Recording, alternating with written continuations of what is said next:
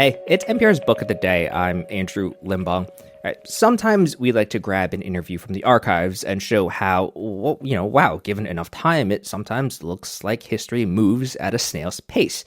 Today is not one of those times. Instead, it's kind of an example of the opposite, how if you go back not that long ago, the world stage looked a lot different. David Sanger's book is titled New Cold Wars. He covers President Biden for the New York Times, and his book is about, well, I'll just let the subtitle spell it out, China's rise, Russia's invasion, and America's struggle to defend the West. NPR's Mary Louise Kelly spoke with him, and just to get a sense of how drastically different the world was, she opens this interview with a scene from 2002, where then President George W. Bush and Russian President Vladimir Putin are chilling on a yacht together. I know, already a weird sentence. But then listen closely for the cameo appearance. That's after the break.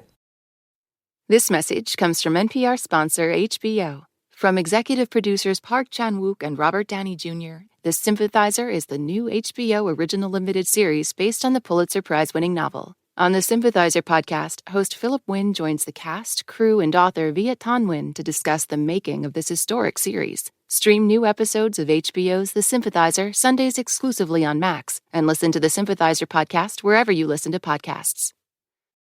The early pages of David Sanger's new book contain the following scene. It's a perfect white night in St. Petersburg, Russia, May 2002. Then U.S. President George W. Bush and then, as now, Russian President Vladimir Putin and their wives are on a luxury yacht floating down the Neva River. The dinner menu includes black caviar and foie gras, and it is elegantly served, as Sanger tells it, by a brooding man in a dark suit, a man who Sanger learned years later was one Yevgeny Prigozhin, who, of course, last year launched a rebellion, marched his forces on Moscow, and then died in a fiery plane crash last August, but who on that starry 2002 night was merely Putin's chef. Well, David Sanger can recount these details with authority because he, too, was floating down the Neva River, one of many presidential trips he has covered as a reporter over 4 decades at the New York Times. It's a career that's given him a front row seat to, among other things, the end of the Cold War, and now to what he sees as the new Cold Wars. That's the title of his new book, and he's in our studio to tell us about it. Hey there, David. Great to be back with you, Mary Louise. So the yacht story, I mean, it's a great story. We'll just say that. But aside from that, you use it to remind us that there was a moment when it seemed the Cold War was not just over, but that with a little effort, it could be erased from memory, from history. Take us back. That's exactly right. This was one of 24 or 25 meetings between President Bush and President Putin. That's unimaginable today. Joe Biden has met Putin in person as president exactly once. Once in Geneva. That's right. Yeah. I was at that meeting as well. As was I. And I have a funny feeling, as I suspect you do, that may be the one and only. Yeah. And it's a reminder that back in 2002, the conversation on that boat was about whether or not Russia might actually join the EU and whether eventually it might become a member of NATO, the alliance that had been created to contain the Soviet Union. It's mind-boggling to think that's where we were. It is, with NATO, fully engaged in everything but person-to-person combat with the Russians.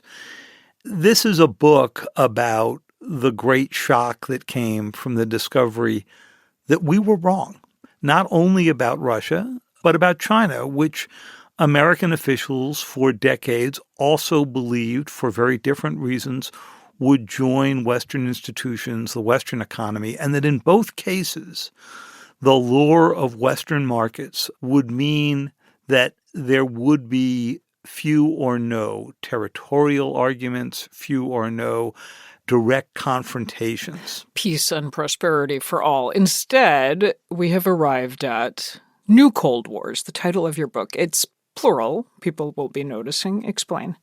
It's plural because in the old Cold War, we had one major adversary, the Soviet Union, and it was primarily just a military contest, although a terrifying and nuclear one. In the new Cold Wars, We have a military confrontation with Russia that's also a disinformation war. In China's case, we have military, economic, and technological competition, but mostly technological. So let me push you a little bit on this thesis you're advancing that we are in or facing new Cold Wars, because I want to look at some of the things that feel quite different. One we've touched on. You're looking not just at a bipolar world, but at Russia and China and the dual challenges that that poses. Another difference that gets talked about less, but that you take on in the book, the paramount importance of the private sector. You quote a Biden administration cybersecurity advisor who told you it used to be governments that had access to perfect information, and that now it's companies. Tell us about the role that big tech like Microsoft, Google, that they are playing in defending the U.S. and our allies.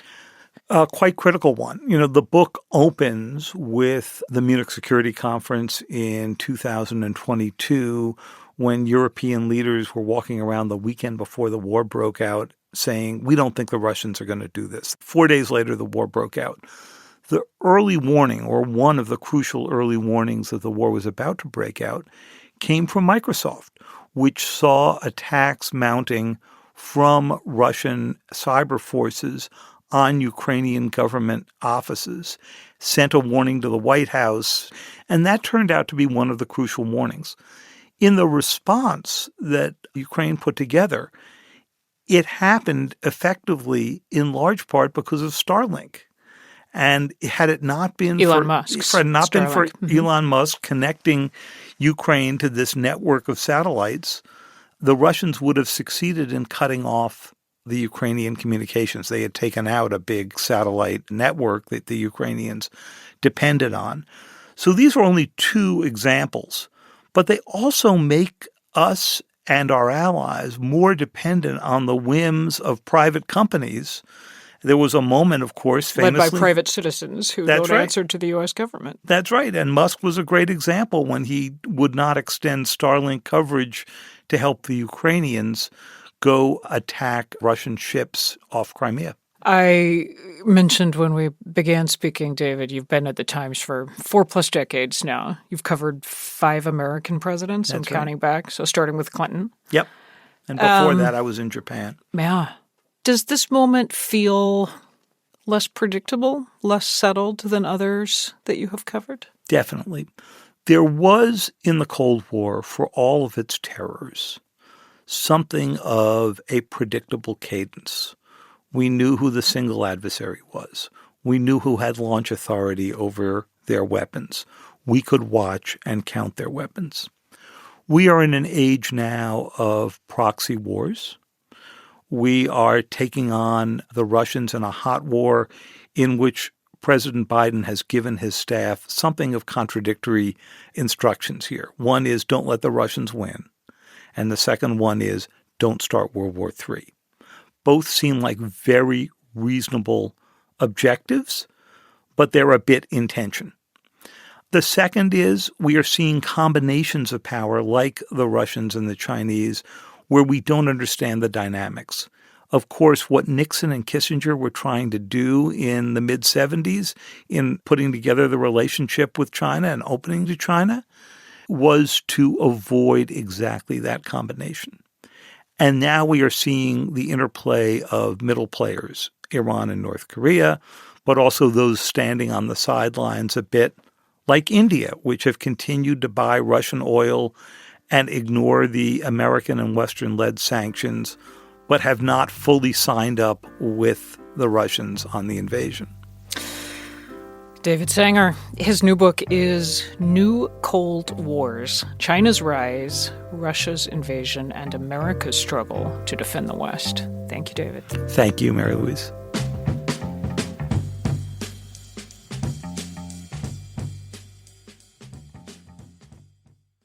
This election season, you can expect to hear a lot of news, some of it meaningful, much of it not.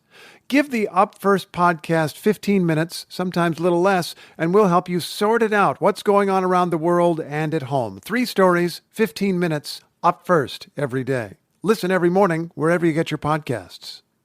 Support for NPR and the following message come from IXL Learning. IXL Learning uses advanced algorithms to give the right help to each kid no matter the age or personality. Get an exclusive 20% off IXL membership when you sign up today at IXL.com/NPR. This message comes from NPR sponsor Mint Mobile. From the gas pump to the grocery store, inflation is everywhere. So Mint Mobile is offering premium wireless starting at just $15 a month. To get your new phone plan for just $15, go to mintmobile.com/switch.